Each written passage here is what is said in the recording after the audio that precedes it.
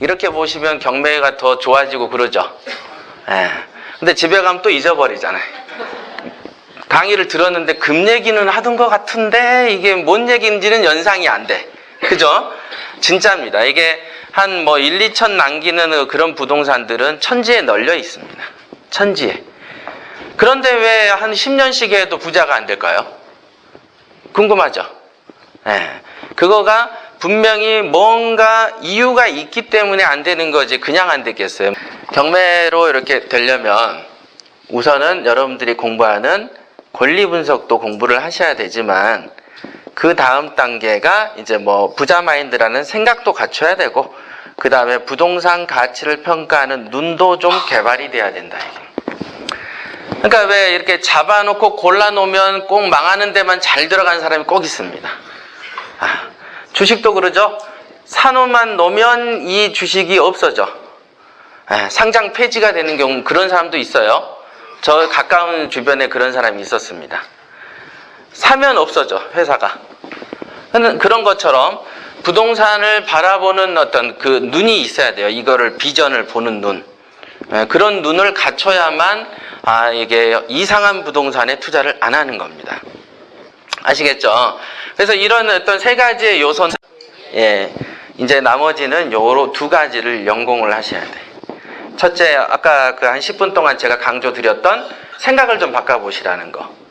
그죠? 생각은 우리가 지금까지는 어떻게 성장했냐면 눈에 보기 좋은 것만 고르셨죠? 그죠? 그 다음에 눈에 보기 일단 아름다워야 돼.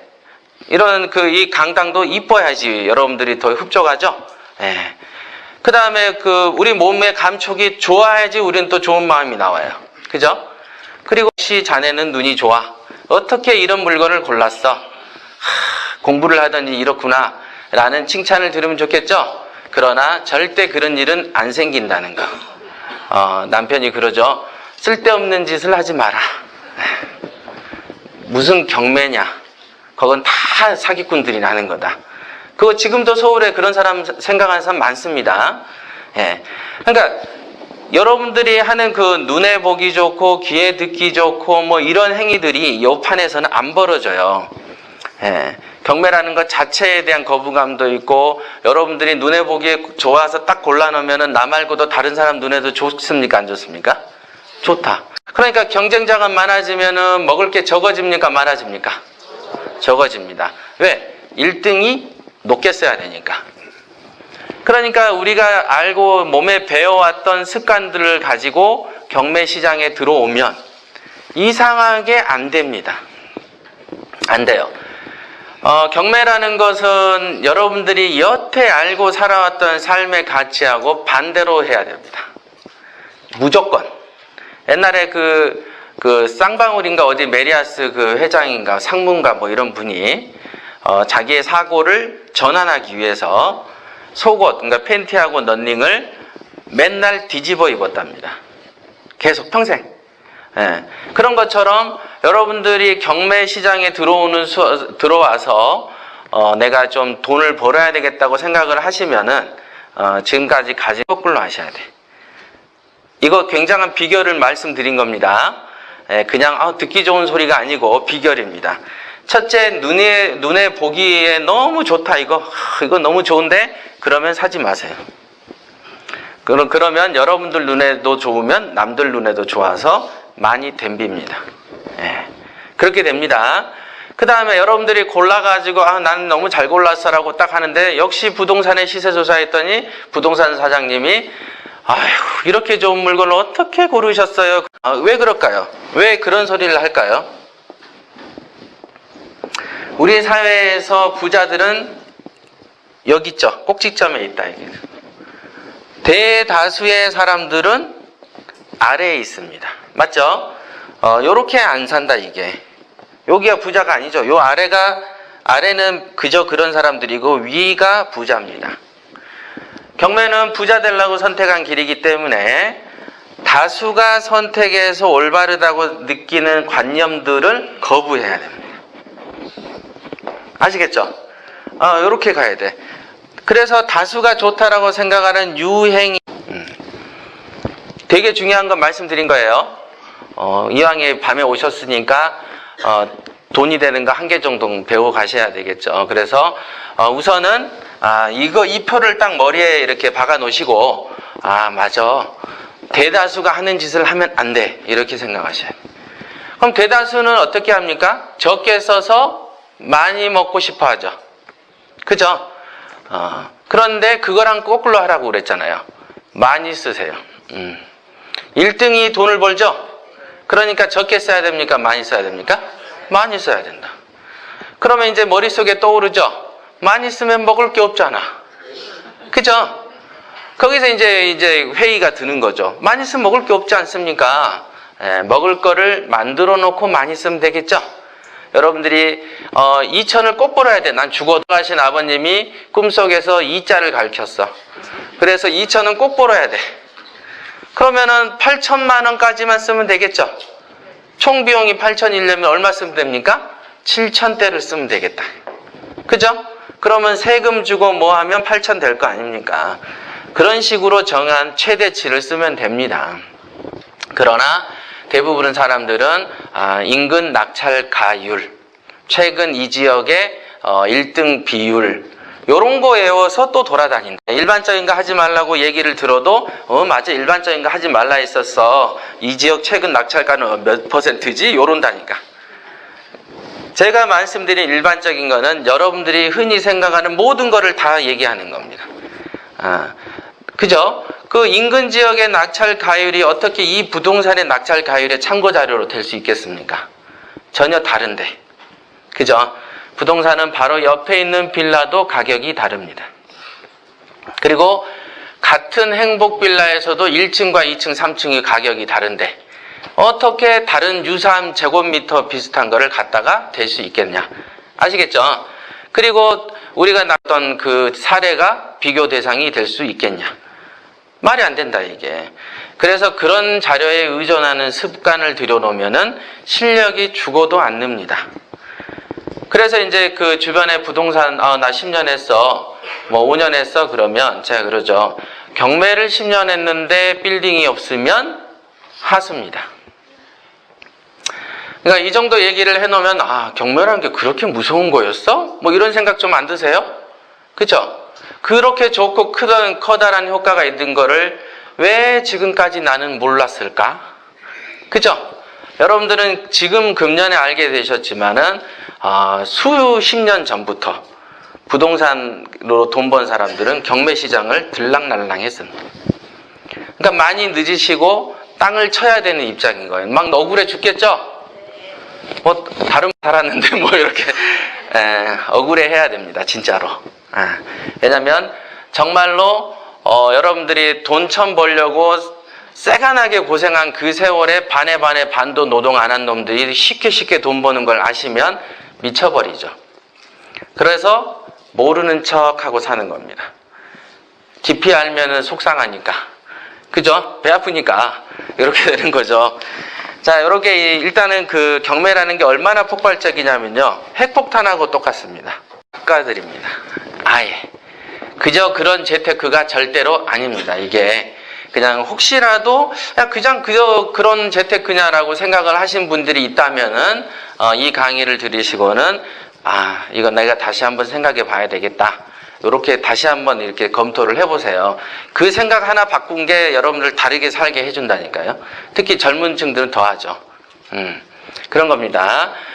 자, 핵폭탄과 같다. 이거는 반드시 돈을 벌어다 줍니다. 개수가 증가되면 돼요. 여러분들이 이제 물어보죠. 투자를 그럼 어떻게 합니까? 저는 돈이 한 5천밖에 없는데요. 저는 이제 그죠? 됩니까? 되게 간단한 공식이죠? 네.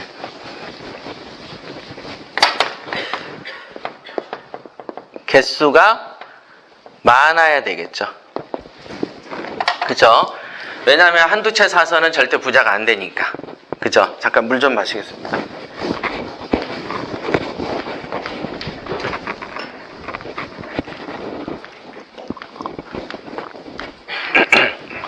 그래서 개수가 많아야 된다라는 거는 여러분들이 상식적으로 아시는데, 그럼 개수가 많아야 된다 그러면 제일 먼저 떠오르는 고민이 뭐죠? 세금. 또 이거 많이 사도 되는 거야? 막 이런 거 있죠? 예, 양도세에 대한 중과. 옛날에 그 과거에 이제 노무현 정권 때는 뭐 다주택자에 대한 중과세도 있었지. 조사 이런 것도 있었죠. 예. 그런데 이제 그 이명박 정권 들어오면서 그런 제도가 거의 없어졌음에도 불구하고 지금도 부동산을 많이 산다 그러면은 야, 이거 세금 어떡하냐 이런 생각을 하셔요. 자, 세금이라는 것은 벌어야 주는 겁니까? 안 벌어도 주는 겁니까? 예. 그러니까 세금 걱정하지 말고 돈을 벌기나 먼저 하세요. 맞죠? 예. 그 부동산을 안 사는 사람들이 경매 처음 할 때 내가 이거 경매해야 돼 라고 생각을 하면서 나서 요런 생각을 해요. 그러면 제가 강의할 때 그러죠. 물건이나 사놓고 걱정해라. 사지도 않을 거면서 무슨 명도 걱정하냐. 그죠? 그게 사람들이 그게 그 이유를 대해서 돈을 안 벌 구실을 만드는 겁니다. 그거를 누구한테 세뇌시키죠? 자기한테. 그래서 나는 절대로 돈 벌지 않아야 되는 사람인데 누가 돈을 자꾸 벌으라고 하니까 기발한 아이디어를 낸 거죠. 명도 못하겠다. 사람을 쫓는 거 아니냐 이거? 야, 나는 인간적으로 여태 살아왔지만 이런 건 아닌 것 같아. 진짜로 그런 생각을 합니다. 그래서 대부분 자기 변명, 돈독이 올라야 된다는 거. 아시겠죠? 그래서 이제 개수가 많아야 된다 그러면 아까 말씀드린 이제 세금 문제를 시키는데 세금은 우선 벌어야 주는 거다라는 상식을 아시면 되고 또 국회의원들이 돈이 많은 사람입니까? 적은 사람입니까? 네, 많은 사람이죠. 일종의 그 진보라고 하는 이제 노동계 쪽에 있는 국회의원들도 그 그룹에서는 유지죠. 많이 배우고 집에 돈도 있고 스폰서가 있어야 국회의원을 우선 합니다. 아시겠죠? 일단 없는 사람이 국회의원 되지는 않습니다. 이상해. 그래요. 그러면은 그 사람들이 법을 만들죠. 예. 그러면 있는 사람 편에서 만들까요? 없는 사람 편에서 만들까요? 예. 그러니 여러분들이 돈 걱정을 하기 전에 있는 쪽으로 이동을 하면 법의 혜택을 받을까요? 안 받을까요? 받습니다. 이치가 그렇게 돼 있어요. 그러니까 세금 걱정 어쩌고저쩌고 하면서 가난한 층에 머물면 안 돼요.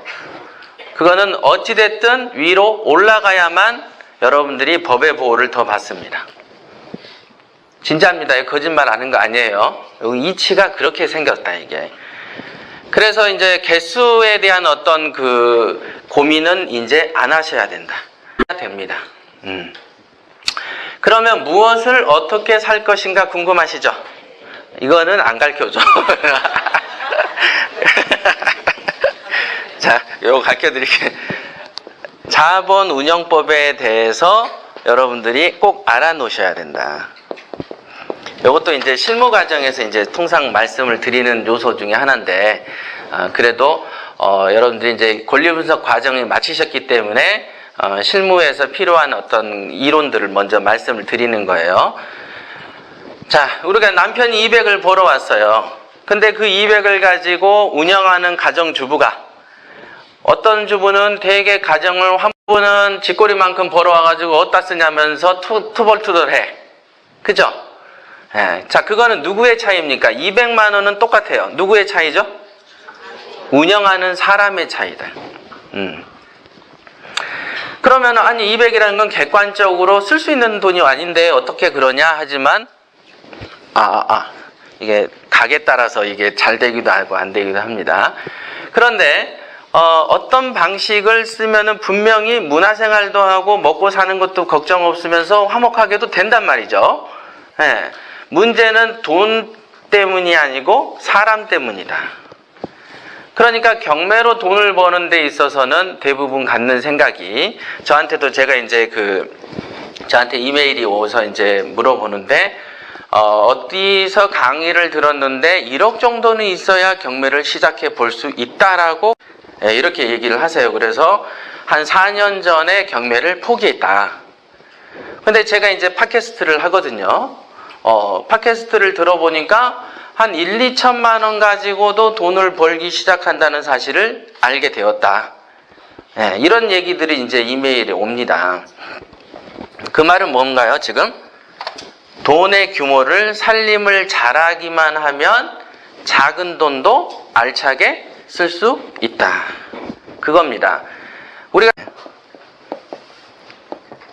보시면은 그 10,000원을 가지고 일주일 동안 생활하죠.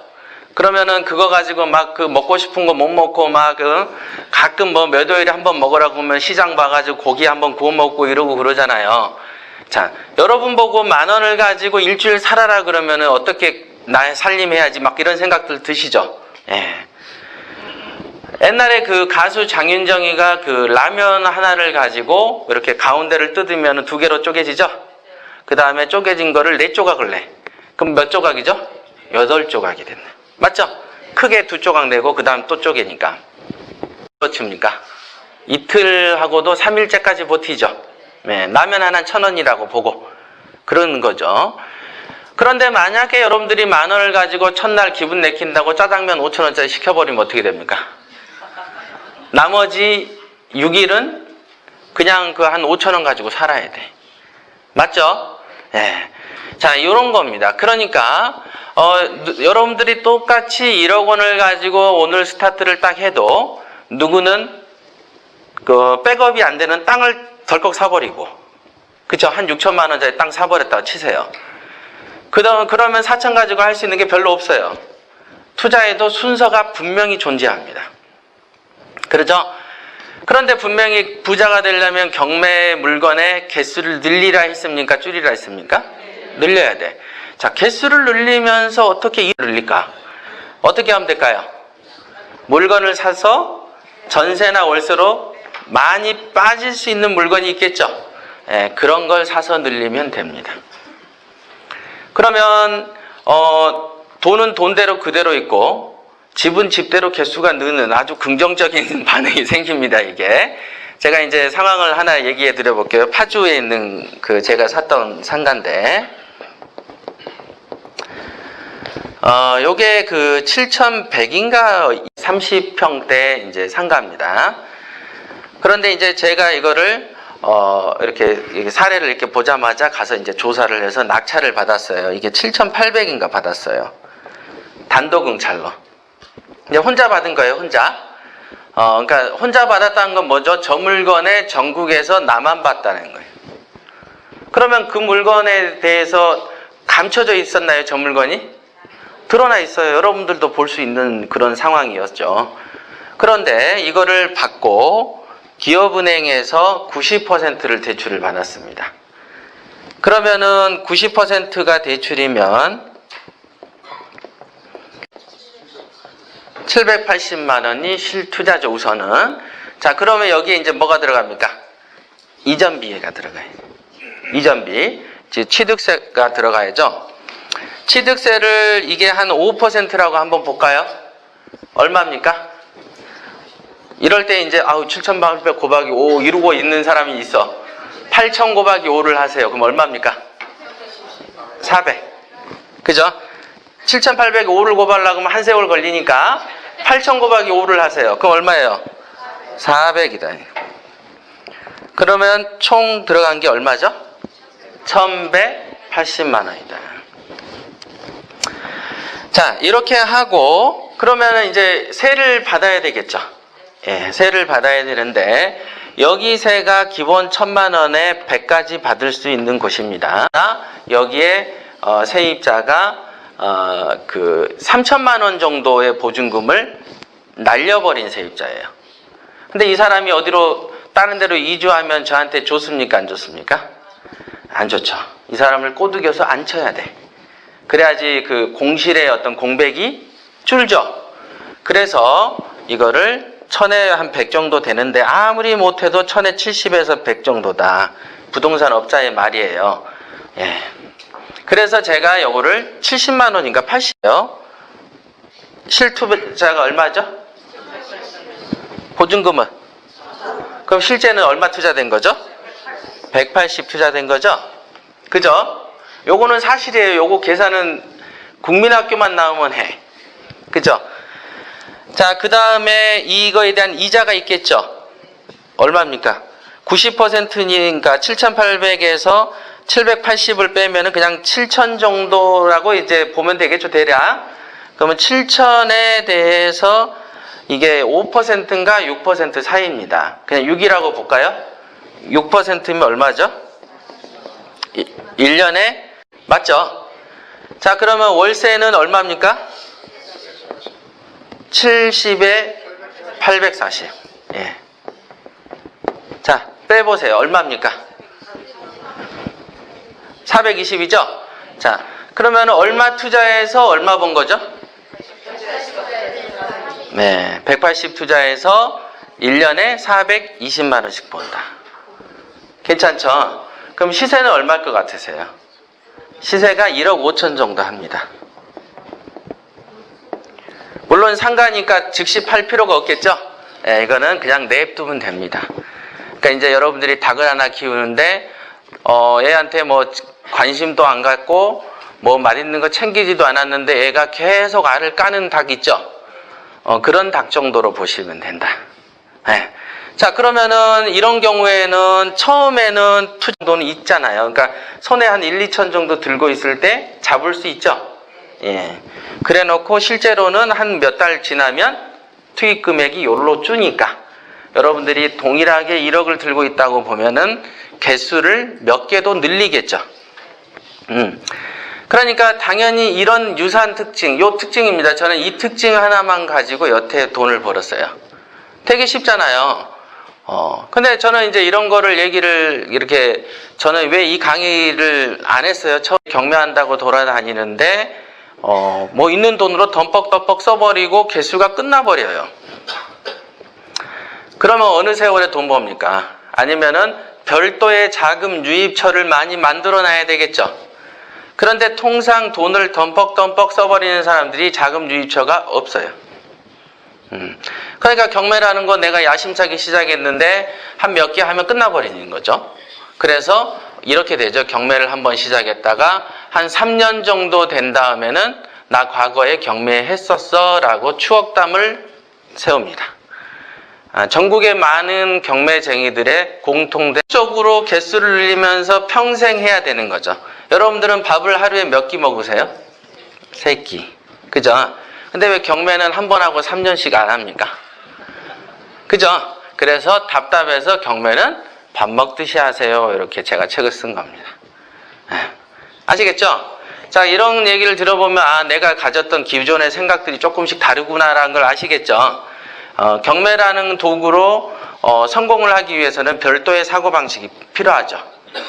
이 시장은 우리가 이렇게 지금 살고 있는 일반적 시장하고 다릅니다.